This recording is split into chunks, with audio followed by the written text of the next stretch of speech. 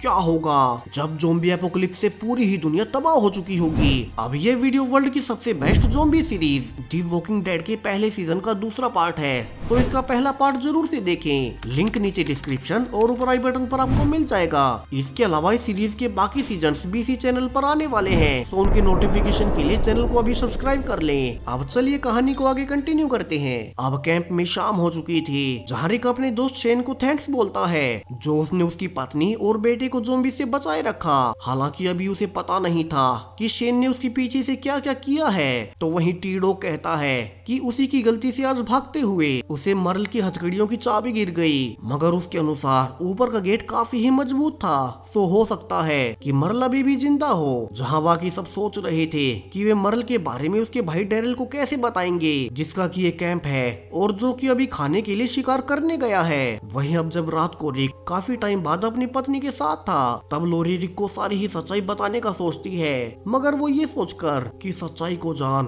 उसके पति रिक का दिल टूट जाएगा, अब वो उसे नहीं बताती। तो वहीं शेन बाहर उदास बैठा था क्योंकि अब लोरी उसके साथ नहीं है। वहीं सुबह होते ही अब सब पा रहे थे कि एक ज़ॉम्बी उनके कैंप में घुस आया है, जो कि उनके शिकार की गई हिरण को खा रहा था। यानी कि अब तो शहर के ज़ॉम्बीज यहाँ जंगल में कैंप तक आ पा रहे हैं, तो वे अब उस ज़ॉम्बी के सिर को कांटों से मार डालते हैं। तो वहीं अब तक मर्ल का भाई डेरिल भी वहाँ आ चुका था और ये देख कि उस ज़ॉम्बी ने उनके शिकार की गई हिरण को ही खा लिया है। अब वो गुस्से में उस मरे हुए ज़ॉम्बी का सिर काटने लगता है, जहाँ अब रिक फाइनली डेरिल को सारी ही सच्चाई बता देता है कि कैसे उन्होंने उसके भाई मर्ल को पर बांधा हुआ था, मगर वहां से भागते हुए टीडो के हाथ से उसकी चाबी ही खो गई, तो उन्हें उसे वहीं छोड़कर आना पड़ा, जिसे की जान अब डेरिल रिक पर काफी ही गुस्सा उठता है। हालांकि रिक उसे कहता है कि वे आज फिर से शहर जाकर उसके भाई को ढूंढने जाएंगे और क्या पता वो अभी भी जिंदा हो। जहाँ से शेन कहता है कि उन्हें फिर से ज़ॉम्बीज के बीच जाने की जरूरत नहीं, मगर रिक के अनुसार मर्ल को वहाँ बंधा हुआ छोड़ आना उनकी बहुत बड़ी गलती थी, जिसे कि उन्हें सुधारना ही होगा। वहीं इतना ही नहीं, शहर वापस जाने के पीछे उनका एक और मकसद है। दरअसल अब तो कैंप में भी ज़ॉम्बीज आने लगे हैं और उनके पास ज्यादा हथियार भी नहीं, तो वे शहर जाकर वहाँ रखे हुए हथियार यहाँ ले आएंगे और यहाँ से अपनी फैमिली से मिल अब रिक, टी-डॉग, ग्लेन और डेरिल के साथ ये चारों ही मिलकर शहर जाने लगते हैं। तो वहीं कैंप में अब रिक वहाँ नहीं था, सो शेन फिर से कार से बातें करने लगता है, मगर अब लोरी उसके पास आती है और कहती है कि उनके बीच जो कुछ भी था वो खत्म हो चुका है, क्योंकि उसका पति रिक वापिस आ गया है, तो वो अब से उनसे दूर ही रहे। तो वहीं दूसरी ओर रिक बाकी तीनों के साथ शहर पहुँच चुका था, जहाँ वे ट्रक को शहर के बाहर ही छोड़ पैदल ही अंदर घुसते हैं और ज़ॉम्बीज को मार उसी बिल्डिंग में पहुँच पाते हैं जहाँ की उनके हथियार थे और ऊपर मर्ल बंधा हुआ था, मगर जल्दी से ऊपर जा वे पा रहे थे कि वहाँ मर्ल तो नहीं बल्कि उसका एक कटा हुआ हाथ ही है। यानी कि मर्ल ने ज़ॉम्बी से बचने के लिए अपना हथकड़ी वाला हाथ ही काट दिया और यहाँ से भाग गया। अब ये देखकर डेरिल फिर से रिक और टी-डॉग पर गुस्सा उठता है कि उन्हीं की वजह से उसके भाई को क्या कुछ सहना पड़ा और अभी तो पता भी नहीं कि वो कहाँ होगा। हालांकि रिक के समझाने पर कि मर्ल सेफ ही होगा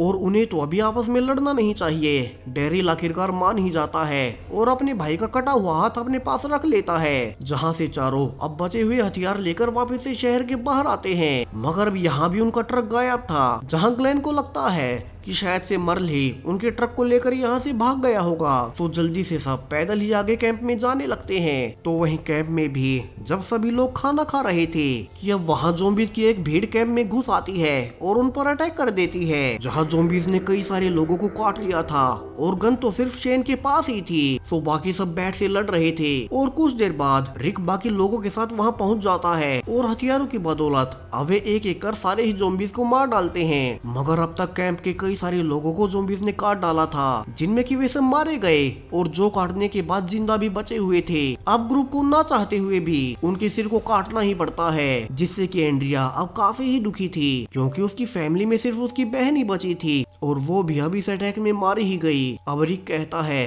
कि शहर के ज़ॉम्बीज यहाँ आना शुरू हो चुके हैं, तो सभी लोगों को बचने के लिए एक साथ मिलकर सीडीसी सेंटर अटलांटा चले जाना चाहिए, जहाँ की आर्मी का बेस है और वहाँ वैज्ञानिक इस ज़ॉम्बी वायरस का एंटीडोट भी बना रहे हैं, तो वे शायद से वहाँ सेफ रहेंगे। वहीं इसके अलावा तो उनके पास कोई और चारा भी नहीं है। तो यहाँ से शेन अब रिक के साथ आगे बढ़ने का रास्ता ढूंढने जाता है, जहाँ रास्ते में शेन सोच रहा था कि अगर वो रिक को यहीं गोली मार लोरी को जा झूठ बोले कि रिक ज़ॉम्बी हमले में मारा गया तो लोरी शायद से उसकी फिर से हो जाएगी, मगर वो चाहकर भी ऐसा नहीं कर पाता। जहाँ से अब फ्लैशबैक दिखाया जाता है, जहाँ जब हॉस्पिटल में ज़ॉम्बी घुस रहे थे तब शेन रिक को बचाने आया था, जहाँ हॉस्पिटल के हालत काफी ही खराब थे, जहाँ मिलिट्री भी ज़ॉम्बीज को रोक नहीं पा रही थी, तो वहीं रिक की भी हालत ऐसी नहीं थी कि उसे वेंटिलेटर से हटाया जा सके। तो शेन ने रिक की पावर सप्लाई को जनरेटर पर छोड़ उसका रूम ही बाहर से लॉक कर दिया ताकि ज़ॉम्बीज उस तक ना पहुंच सके, और खुद वहां से भाग गया। अब यहाँ से प्रेजेंट की कुछ फैमिलीज सीडीसी जाना नहीं चाहती थी, तो वे बाकियों को गुड बाय बोल अब वहाँ से अलग हो जाते हैं। तो वहीं रिक और शेन के साथ बाकी का ग्रुप कई सारी गाड़ियों से एटलांटा जाने लगते हैं, जहाँ उन्हें पहुँचने में 2 दिन से ज्यादा लगने वाले थे। तो वहीं सीडीसी में हमें एक वैज्ञानिक जेनर दिखाया जाता है जो किसी ज़ॉम्बी वायरस पर रिसर्च कर रहा था, जहां उसकी लाख कोशिशों के बावजूद उसे अब तक भी इस वायरस को रोकने का कोई तरीका नहीं मिल पाया था। तो वहीं अब पूरी ही रिसर्च लैब में सिर्फ वही एक अकेला बचा था, क्योंकि बाकी सब ज़ॉम्बी अटैक में मारे जा चुके थे,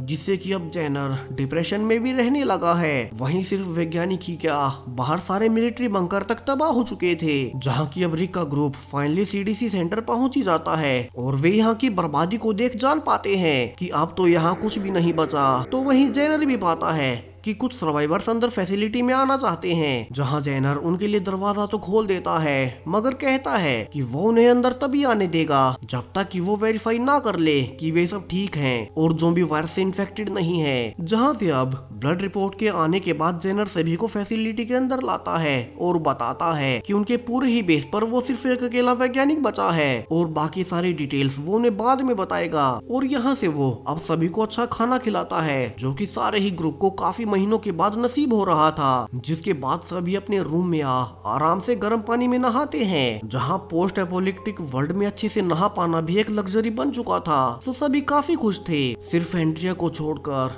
जिसकी की इकलौती बहन भी 2 दिन पहले मारी गई। तो वहीं दूसरी ओर शेन अकेले में लोरी के पास जाता है और बताता है कि उस वक्त हॉस्पिटल में काफी सारे ज़ॉम्बीज थे, तो उसे रिक को वहीं छोड़कर आना पड़ा। और यहाँ से रिवील होता है कि शेन ने लोरी से झूठ बोला था कि रिक हॉस्पिटल में ही मारा जा चुका है, और इसीलिए ही लोरी ने उससे संबंध बनाए थे। जहाँ शेन अब लोरी को फिर से किस करने की कोशिश करने लगता है, मगर अब लोरी गुस्से में उसके नाखून गड़ा वहाँ से चली जाती है, जहाँ उसे खुद पर काफी ही गुस्सा आ रहा था कि उसने अपने पति को धोखा दे उसी की दोस्त से संबंध बनाए। अब सभी सुबह उठकर ब्रेकफास्ट के लिए इकट्ठा होते हैं, जहाँ से जेनर अब अपनी रिसर्च के बारे में सभी को बताने लगता है कि उसके अनुसार जब ज़ॉम्बी किसी भी इंसान को काट लेते हैं तो उस आदमी का दिमाग धीरे धीरे मरने लगता है, और उसके मरने के बाद इंसान तो फिर से ज़ॉम्बी बन उठ जाएगा, मगर उसके दिमाग का इंसानी हिस्सा पहले ही मर चुका होता है, और इसीलिए वो पागलों की तरह बाकी लोगों को काटने लगता है। इसलिए ही ब्रेन में गोली मार या ज़ॉम्बीज़ के सिर को काटकर ही उन्हें हमेशा के लिए मारा जा सकता है। इतना ही नहीं, वो ज़ॉम्बी वायरस हर किसी में घुस चुका है, तो जो लोग अभी जिंदा भी है उनके अंदर भी ज़ॉम्बी वायरस है, यानी कि वे जब भी मरेंगे वे ज़ॉम्बी जरूर से बनेंगे, चाहे उन्हें किसी और ज़ॉम्बी ने ना भी काटा हो। और जेनर को इस वायरस के बारे में इतना ही पता चल पाया, जहाँ के वो कुछ जान भी नहीं पाएगा,